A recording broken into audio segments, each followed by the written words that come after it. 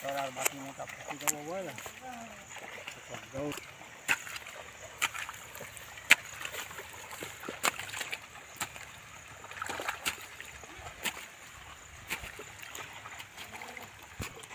देखो ना आज्ञा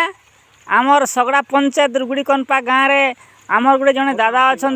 87 वर्ष रु 90 वर्ष पाखापाखि हेलान से माने आमर गाँव समस्त बड़ होते से लोक मैंने नहांती यही दादा बंची हेले भी 80 वर्ष 87 वर्ष 90 वर्ष बीती जाते से माने 30 40 50 हजरिया हल धरुंट एवं झरिया झो झरे कति मारुंट धान रुंट देखिक आश्चर्य लगुचे हेले गोटे सन महान व्यक्ति आपण मैंने आजिकल अलसुआ हो गले शिखुन आर चाष काम करुन से माने केंदी चाष काम कर देखुन 80 90 वर्ष बीती सारे चाष काम नियोजित होती।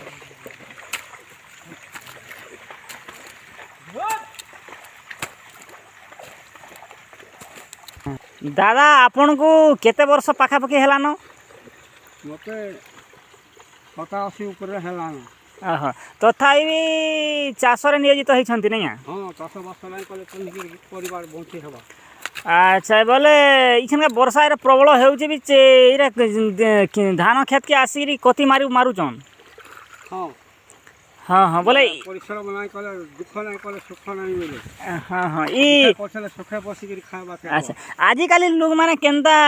आर चाष के हेते नियोजित नहीं पारबार आपण एते 87 वर्ष बीती साइलानी मध्य एते झरी झपट रे काम करि पारुछन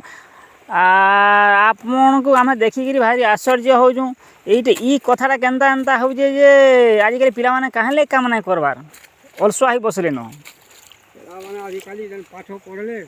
सारा हैकरी बोलुछन चाष बासर ताकर मन नहीं हां चिल्ला खाली चाष कला हेता हेता करबे मार बंचू बोली चाष रे लड़ी करबो दुख करथले सुखे खाबो हां हां बोले रे चाष कइरा ई खेत बुनबो एटा हां एटा चौका मु काल के आर का से देखि दो ई लगानो झरिया वर्षा हेले भी हल धरी पर नहीं हाँ हाँ देखुन आज्ञा एंता एंता चाष करबार कथा आर ई बुढ़ा आज्ञा शिखबार कथा आजिकल पिला माने जे आग काल लोक माने केंदी चाष करूथिले वर्तमान से माने चाष रे नियोजित होइछन इटा आज 12 तारिख वर्षा प्रबल झो झो वर्षा होचे चाष रे नियोजित होयंती